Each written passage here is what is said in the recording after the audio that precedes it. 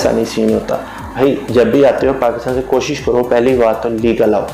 ये जो विजिट पे आते हैं ये इनकी अपनी गलती होती है, बाद में मलेशिया में एजेंट हजरात इन्हीं का फ़ायदा उठाते हैं। इनको जब ये इलीगल होते हैं इनसे पैसे खा लेते हैं, जब ये इलीगल होते हैं इनसे पासपोर्ट ले लेते हैं, जब ये इलीगल होते हैं इनको जलील और ख्वार करते हैं और ब्लैकमेल करते हैं इन्हीं लोगों को।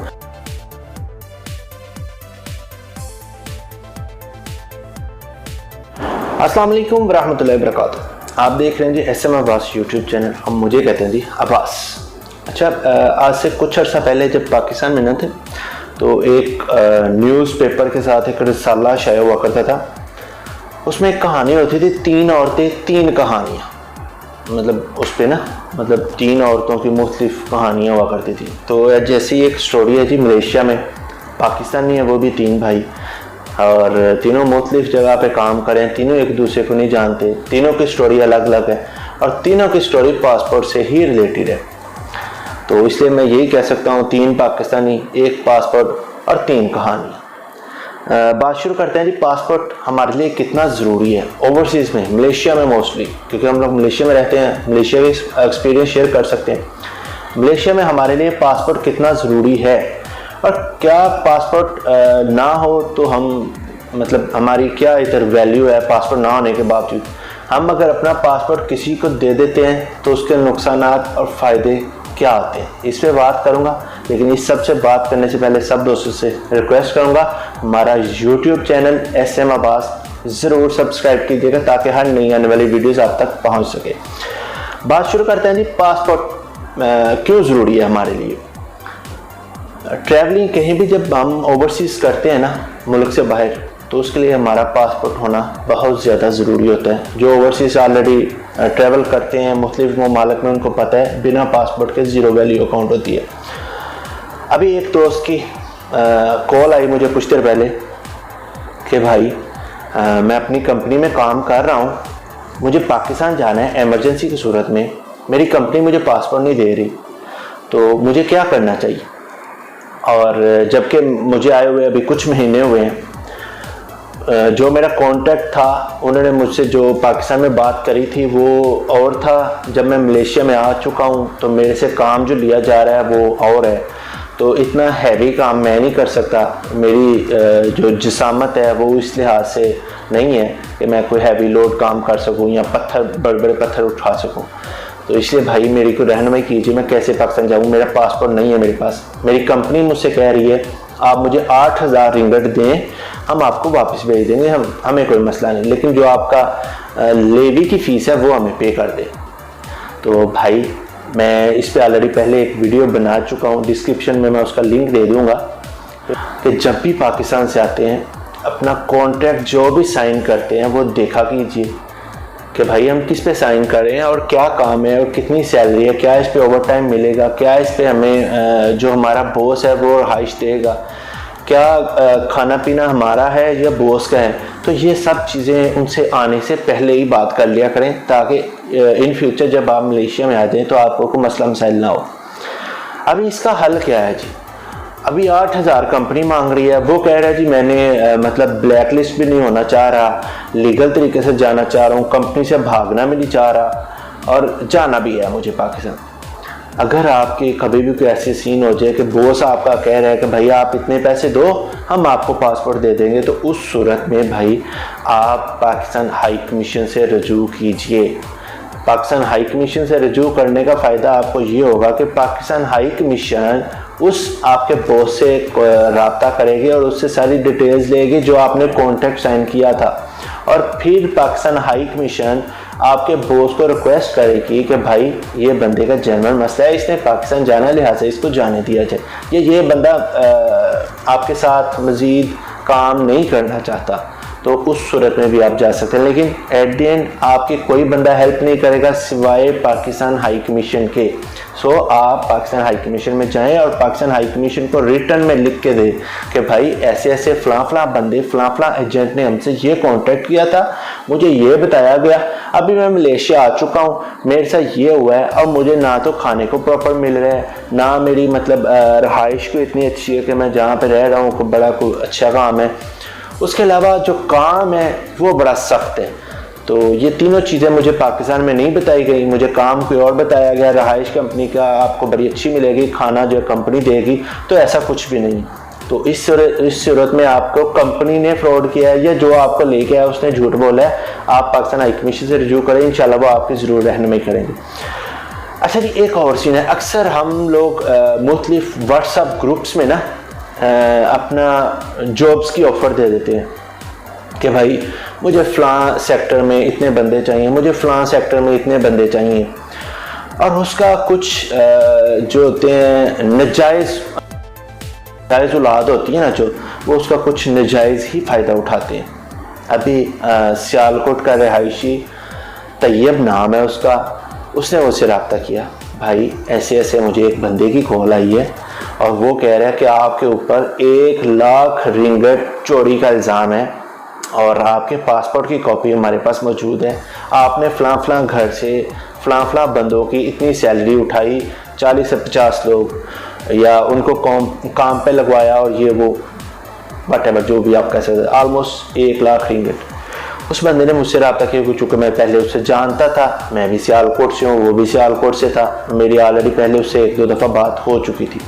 उस बेचारे को मलेशिया आए हुए अभी चंद माह हुए हैं, वो कैसे मतलब ऐसे कर सकता है, टीनेजर है, मेरे ख्याल से 19 या समथिंग लाइक 19-20 साल का लड़का है, वो कैसे ये सब कर सकते हैं। इसके पीछे एक बड़ा मुनज़्ज़म सरगर्म ग्रोह है, वो ये करते हैं कि मुख्तलिफ व्हाट्सएप ग्रुप्स में जॉब्स की ऑफ़र देते हैं कि भाई फ़लाँ सेक्टर में हमारे पास जॉब है, आप आएँ हमारे साथ काम करें, अच्छा सैलरी पैकेज है।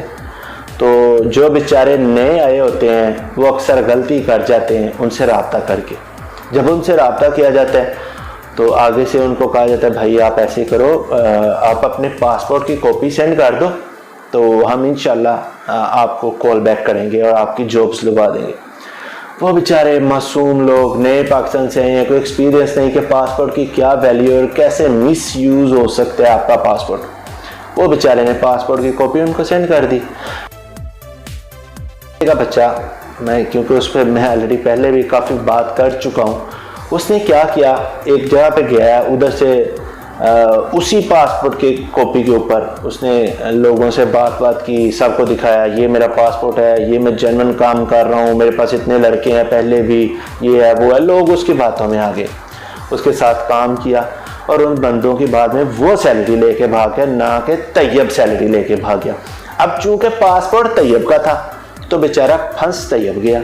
लिहाजा कोशिश करो भाई, कभी भी किसी को भी पासपोर्ट की कॉपी सेंड करते हो तो वो काम करो, उस बंदे को शेयर करो जिस पे आपको एतमाद है। ऐसा नहीं है कि मैं आपको कहता हूँ भाई आप मुझे पासपोर्ट की कॉपी सेंड कर दो, तो आप मुझे पासपोर्ट की कॉपी सेंड करते हो तो बाद में मैं आपकी एक पासपोर्ट की कॉपी कहीं भी यूज़ कर सकता हूँ।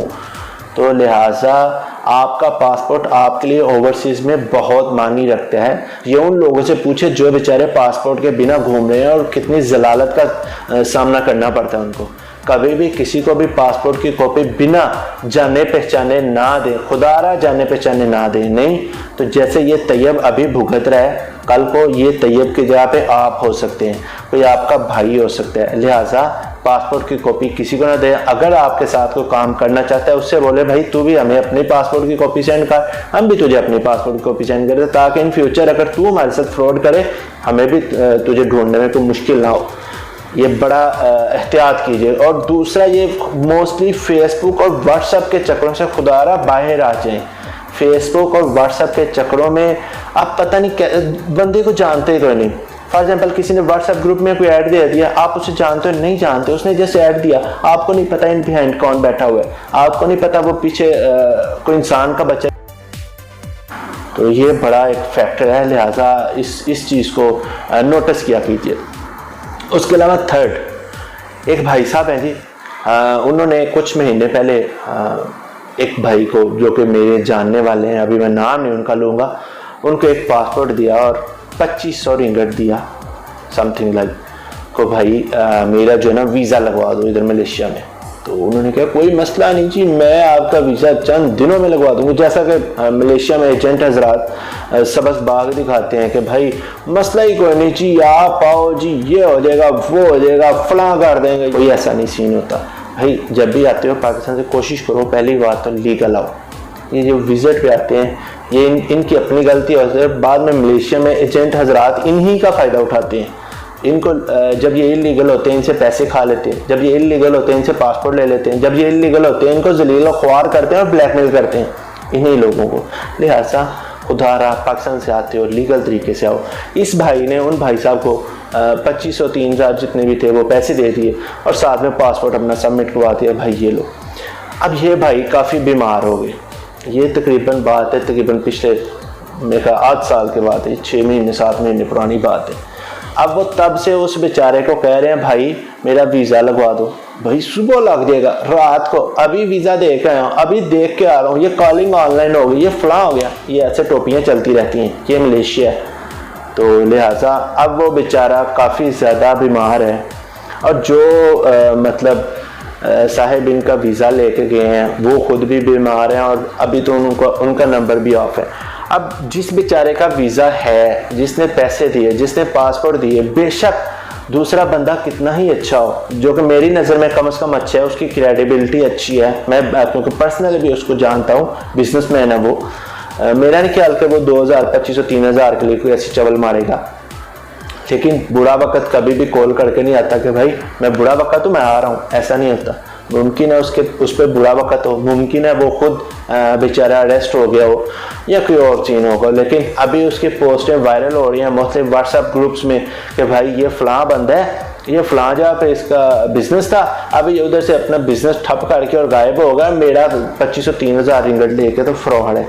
तो खुदारा जो लोग भी पाकिस्तान से आते हैं लीगल आए, लीगल काम करें, आपको एजेंटों की ज़रूरत नहीं पड़ती। आप अपनी कंपनी के साथ काम करते हैं, उसके आपको फ़ायदे हैं, आपको नुकसानात नहीं है। हम लोग ये देखते हैं भाई बेसिक सैलरी वो हमें 1100-1200 दे रहा है, उसके ऊपर अलाउंस वगैरह करके 1500-1700 सैलरी बन जाती है।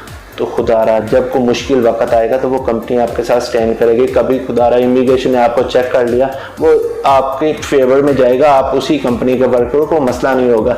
अभी कुछ दिन पहले एक लड़का जो कि काम के दौरान काम कर रहा था कंस्ट्रक्शन का, ऊपर से 3rd फ्लोर 4th फ्लोर से उसके ऊपर सर पे एक राड गया, वो ग्राउंड फ्लोर पे था, ऊपर से एक लोहे का राड उसके सर पे लगा और वो बेचारा गुजरावाला का रहायशी था, उसकी डेथ हो गई। इन्ना लिल्लाहि व इन्ना इलैहि राजिऊन।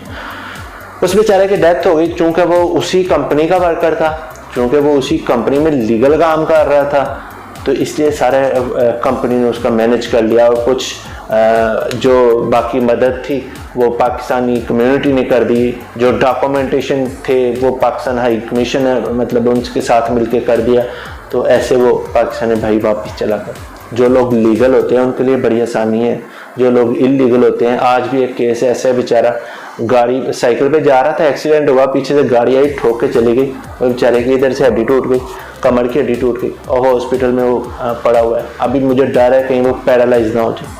उसके पास प्रॉपर डॉक्यूमेंट्स नहीं है, उसके पास पैसे नहीं है इतने कि वो अपना ट्रीटमेंट करवा सके। 50,000 रिंगट हॉस्पिटल वाले मांग रहे हैं। तकरीबन अभी तक 8 से 10,000 रिंगट कम्युनिटी लगा चुके हैं। कम्युनिटी मतलब अपनी मदद आपके तहत किसी ने कुछ कर दिया, किसी ने कुछ कर दिया। तो लिहाजा कोशिश करें लीगल रहें, लीगल काम करें, अपना पासपोर्ट कभी भी किसी को ना दें, अपने पासपोर्ट की कॉपी कभी भी किसी को ना दें। कोई पता नहीं जो ले रहा है वो मिसयूज़ करेगा, ये सही है।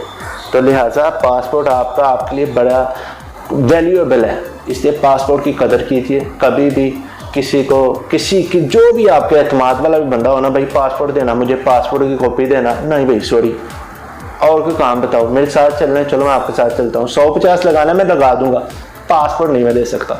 अब तैयब के सीन देख लें आपके सामने। अब अल्लाह करे तैयब का सेटल हो जाए, क्योंकि मैंने दूसरी पार्टी को जिनके साथ ये सैलरी का मसला हुआ, मैंने उनको कॉल करके ऑलरेडी समझा तो मैं चुका हूँ।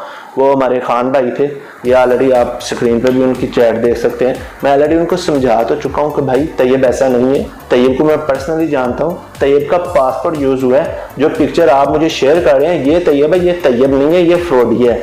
तो लिहाजा आप इस फ्रॉडिया से निपटें। तो ऐसे ही इंशाल्लाह फिर नए किसी वीडियो के साथ हाजिर होंगे, तब तक के लिए इजाज़त दीजिए। अस्सलाम वालेकुम व रहमतुल्लाहि व बरकातहू।